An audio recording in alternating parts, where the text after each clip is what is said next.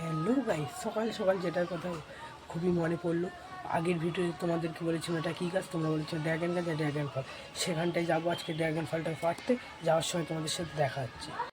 এই যে আমি হেঁটে হেঁটে যাচ্ছি, আর তোমরা দেখতেই পাচ্ছ রোদের খুব তাপ পড়েছে। গিয়ে ছাদে উঠে তোমাদের সাথে দেখা হচ্ছে। হ্যালো গাইস, আমি যে ছাদে চলে এসেছি। আর আমাদের গাছের বয়স 3 থেকে 4 বছর বয়স।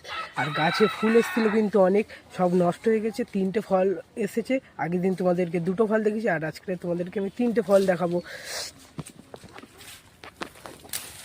এই যে হলো 2টো ফল, আর ওই যে একটা ফল।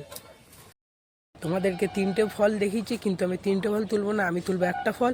যখন ফলটা তোলা হয়ে যাওয়ার পরে তোমাদের সাথে আবার দেখা হচ্ছে। হ্যালো গাইস, তোমাদেরকে বলেছিলাম ফলটা তোলার পরে দেখাবে।